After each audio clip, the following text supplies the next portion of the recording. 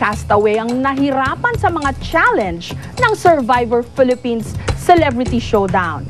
Malaking challenge din ito para sa production team na kailangang dalhin ang buong programa sa isang malayong lugar, malayo sa kabihasnan. Sa harap ng kamera, ang mga castaway ang tila pinarurusahan.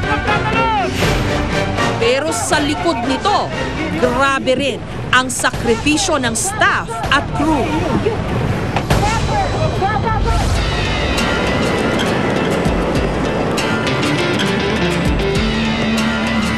Inabutan namin ang staff, naghahanda ng gagamiting set at props.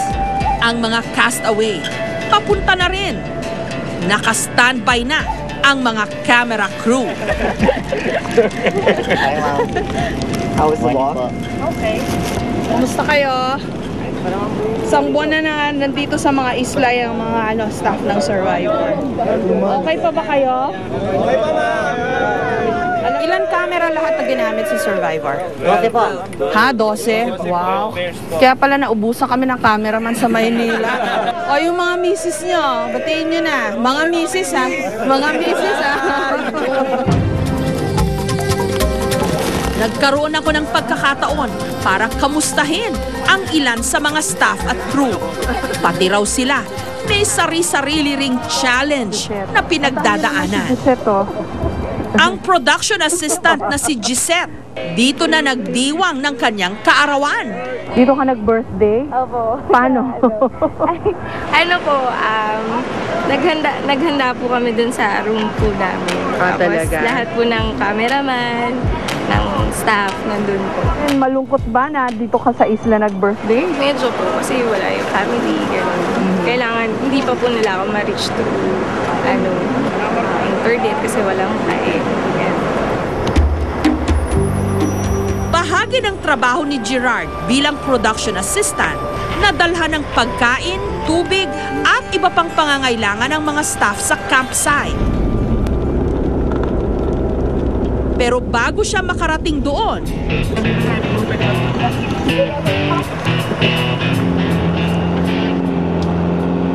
kailangan muna niyang sumakay ng bangka sa loob ng 30 minuto. At maglakad ng halos 3 kilometro. Hindi talaga siya ganun ka-accessible. Tapos parang sobrang delikado. So, maglalakad talaga. Wala kaming choice kundi maglakad. Buhat-buhat yung maraming gamit. So, 3 times a day. So, ibig sabihin nun, 6 times na back and forth. Parang ganun. 6 times kung ginagawa yun every day. Pero wala raw sa bukabularyo ni Gerard ang sumuko. Dahil alam niyang mahalaga ang kanyang tungkulin. Rain or shine, hindi dapat magutom yung mga staff natin dito. Kasi syempre hindi sila makakapagtrabaho ng maayos pag walang laman yung sikmura nila.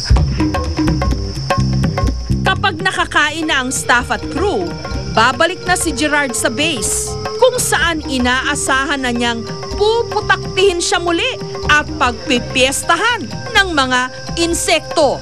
Hindi, sobrang daming lampo dito. Isa pa yung mga mahirap. Pag tinapit mo siya dito, kasi kahit hindi mo kita, kahit wala kang nakikita, pag tingin mo sa amin, puro dugo kasi sa dami ng lamok at So lahat yan, kagat lang yan ng lamok? Oo, dito lang yan lahat. Madalas nagsusungit ang panahon, kaya't wala raw kalaban-laban ang kanilang pansamantalang silungan. Dito sila natutulog. Yung mga maliit na tent. Tapos minsan sobrang bumagyo, nasira yung iba. Yun lang. Tapos, syempre yung CR, dyan lang sila sa tabi-tabi. Napakalawak na CR niyan. Ang mga segment producer naman at mga cameramen, mukha na ring castaway. 24 oras kasi silang nakatutok at nakabuntot sa kani-kanilang mga alagang castaway. Walang day off. Dire-diretsong coverage na pagmulat ng mata nila, tapos kung anong gawain nila sa araw-araw hanggang sa matapos yung buong araw nila. Pagtulog nila, hindi pa matatapos ang trabaho namin. Pagtulog nila, nakabantay ka pa rin kasi mamaya may bumangon, may mangyari kung ano, may mag-usap. Nandito nga pala kami sa campsite. Ito yung tinitulugan namin pag lumalakas ang ulan. Kasi yung tent may tubig, yan may lumalakas na yung ulan. Kailangan may apoy ka para hindi ka rin lamigin. Kung ano yung naranasan nila, ganun din kami. Kahit umuulan o babagyo, cover pa rin kami. Nadodoble pa raw ang kanilang kalbaryo kapag natapat sa pasaway na castaway. Parang kung pwede lang namin sabihin sa kanila na sandali lang ha, kayo may chance kayo sa 3 million, kami wala, parang pare-parehas lang tayo dito ng hirap. Susunod, dinadalaw rin daw sila ng takot na dala ng naganap na tsunami. Feeling ko may nakatayo dito sa side na nakatingin sa amin sa loob. So yun, so parang nagdasal lang ako na nagdasal.